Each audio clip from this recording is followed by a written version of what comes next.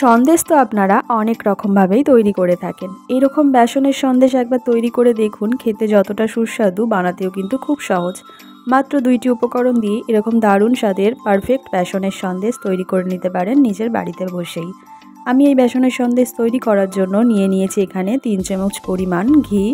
ঘিটা একটু গলে গেলে তার মধ্যে দিয়ে দেবো আমি 200 গ্রাম বেসন। 200 গ্রাম বেসন দিয়ে ভালো করে আমি বেসনটাকে ধৈর্য সহকারে 10 থেকে 12 মিনিটের জন্য খুব ভালো করে একটু ভেজে নেব। বেসনটা ভাজার সময় অবশ্যই কিন্তু গ্যাসের আঁচটা লো টু মিডিয়ামে রাখবেন, না হলে কিন্তু বেসনটা পুড়ে যাবে। বেসনটা আমি গোল্ডেন ব্রাউন কালার আসা অবধি ভেজে নিয়েছি। এবার এর মধ্যে আমি দিয়ে দিচ্ছি 150 গ্রাম গুঁড়ো করা চিনি। চিনিটা অবশ্যই গুঁড়ো করে দিতে হবে। দেখুন ভালো করে চিনিটা দিয়ে আমি বেসনটার সাথে খুব ভালো করে মিশিয়ে নেব।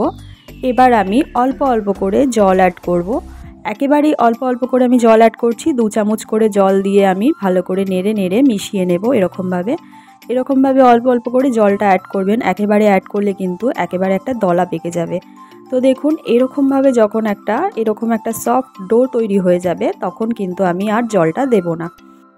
এরকমভাবেই আমি সম্পূর্ণ বেসনের মিশ্রণটাকে খুব ভালো করে নাড়াচাড়া করে 2 থেকে 3 মিনিটের জন্য শুকিয়ে নেব, যতক্ষণ অবধি কড়াই থেকে ছেড়ে না আসছে।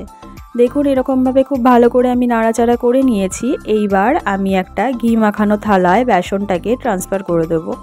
এবার এখানে গরম গরম অবস্থাতেই আমি যেরকম আকারে সন্দেশটা তৈরি করব আমি সেরকম আকারেই ছড়িয়ে নেব।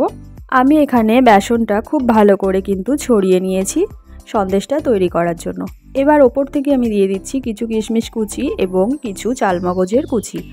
আপনারা চাইলে নানান ধরনের ড্রাই ফ্রুট ব্যবহার করতে পারেন আপনাদের ইচ্ছে মতন। আমার কাছে এই দুটোই ছিল, তাই আমি এই দুটোই ব্যবহার করছি।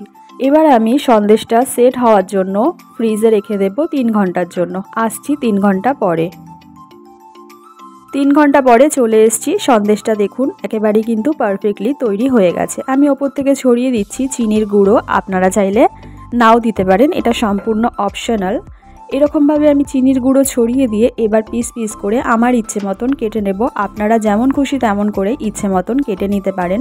এরকমভাবেই মাত্র 2টি উপকরণ দিয়েই বেসনের সন্দেশ আপনারা বানিয়ে নিতে পারেন খুব সহজেই। আজকের ভিডিওটা এই পর্যন্তই। যদি ভিডিওটা ভালো লাগে তাহলে অবশ্যই একটা লাইক করে দেবেন। চ্যানেলটিকে সাবস্ক্রাইব করে রাখবেন এরকম নতুন নতুন রেসিপি ভিডিও আরও দেখার জন্য।